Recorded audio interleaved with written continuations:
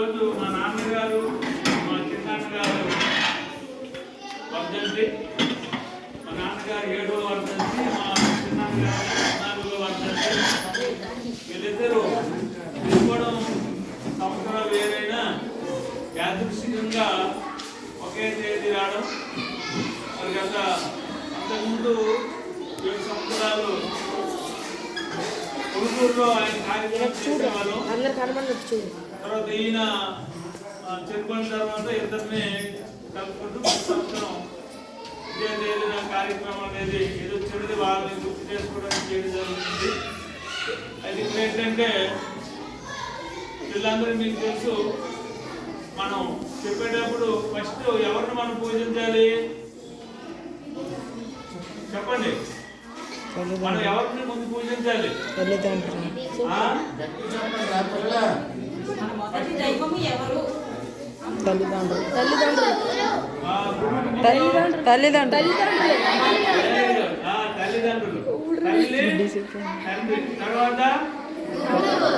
తర్వాత అతిథులు. అంటే మనకి ఉపకారం చేసిన వాళ్ళు పెద్దలు, వెరీ గుడ్ పెద్దలు. ఆ తర్వాత దైవం అన్నారు. దైవంకి ఎక్కడ కూడా స్థానం లేదు. చూసారు, తల్లి తండ్రి. మనం శ్లోకం ఉందా? మాతృదేవ భవ, తర్వాత అతిథి దేవోభవ. భగవంతుడి దేవోభవం ఎక్కడ ఉందా? అంటే భగవంతుడి కంటే అతిథులు, అతిథుల కంటే ముందు గురువులు, గురువుల కంటే ముందు తండ్రి, తండ్రికి ముందు అంటే ఫస్ట్ ఎవరు?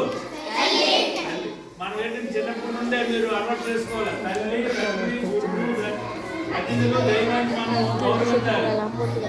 అయితే మీరు చిన్నప్పుడు మనకి అన్ని విషయాలు చెప్పేది ఎవరు చెప్తారు? అన్ని విషయాలు ఇంటి దగ్గర తల్లి చెప్తుంది. ఆ తర్వాత మిగతావన్నీ కదా. ఒక చిన్న ప్రశ్న, మీరు బడికి వచ్చినప్పుడు ఎంతమంది మీ తల్లికి తండ్రికి బడికి వెళ్తామని చెప్తారో చేతులండి. ఎంతమంది చెప్తున్నారు? అది అబద్ధం చెప్పకూడదు. మరొక మాట, ఎవరు మీ తల్లికి తండ్రికి నమస్కారం చేసి వస్తున్నారు? ఎంతమంది? బడికి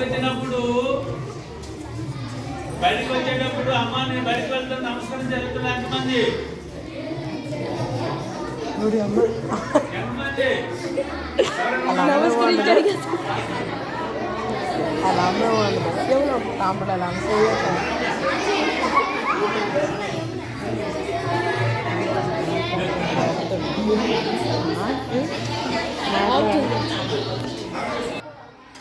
ఎవరైనా బడికి వచ్చేటప్పుడు అమ్మ నేను బడికి వెళ్తున్నాను అని ఎవరైతే నమస్కారం చేసి ఎవరైనా వస్తున్నారా? నిజమే. మీ ఇంటికి వచ్చి అడుగుతాం. ఒకసారి చూడండి సార్, మొక్కలు చూడండి ఒకసారి. అల్లింటికి వెళ్దాం. ఇది అయిన తర్వాత ఎవరూ లేరు. మీకు మనకి ఒరియా పిల్లలు ఇక్కడ ఉన్నారా? ఉన్నారు. మీరు కూడా మన సాధారణంగా తెలుగు పిల్లల కంటే ఒరియా పిల్లలు ఖచ్చితంగా బయటికి వెళ్ళేటప్పుడు కానీ, ఇంటికి పెద్దలు ఎవరు వచ్చినా కానీ, లేకపోతే ఎవరైనా ఉపాధ్యాయులు కనిపిస్తే వీళ్ళకంటే ఈ పెద్దవాళ్ళు అయినప్పటికి కూడా వయసునిచ్చే వాళ్ళు పాద నమస్కారం చేసి బయటకు వెళ్తారు.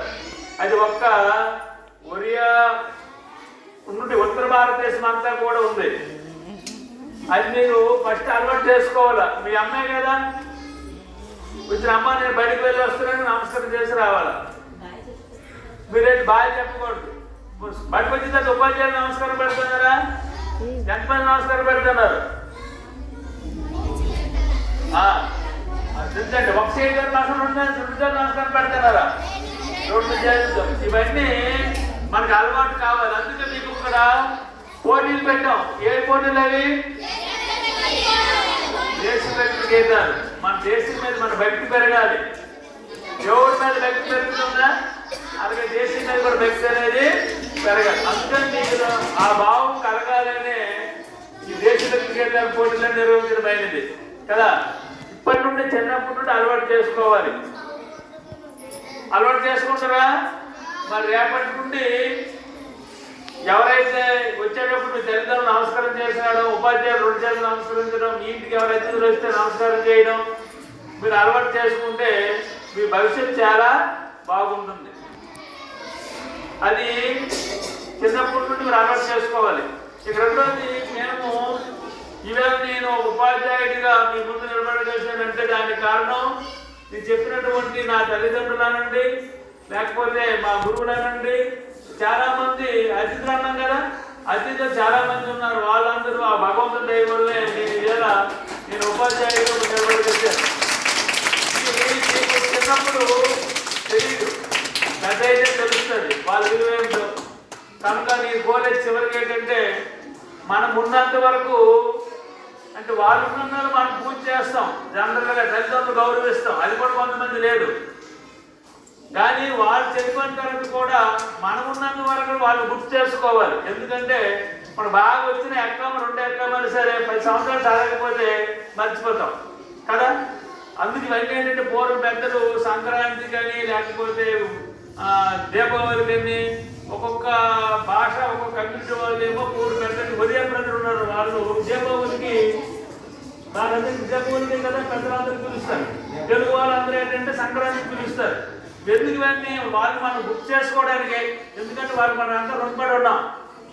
కనుక మీరందరూ కూడా మీ తల్లిదండ్రులు గౌరవించండి, అతిథులు గౌరవించండి, బాగా చదువుకొని మంచి పేరు చేసుకొస్తే మరి మీరు బాగా ప్రయోజకులైతే మీ తల్లిదండ్రులు ఆనందిస్తారు. అంతకంటే ఎక్కువగా ఆనందించే వాళ్ళు ఉన్నారు. ఎవరు చెప్పండి? Very good. మీరు ప్రయోజకులైతే మీ తల్లిదండ్రుల కంటే మీరు ఎప్పుడైనా మీ మాస్టర్ కనిపించి మాస్టారండి నేను ఇదే చదువుకున్నాను, ఇప్పుడు నేను వ్యవసాయం చేసి మంచి పంటలు పండిస్తున్నాను, లేకపోతే ఉద్యోగం చేస్తున్నాను, వ్యాపారం చేస్తున్నాను, లేదా 10 మందికి ఉపయోగపడుతున్నాను మీరు చెప్తే మీ తల్లిదండ్రుల కంటే ఎక్కువగా ఆనందపడేది ఎవరు? గురువులు. కనుక గురువులు మీరు గౌరవించాలి కదా.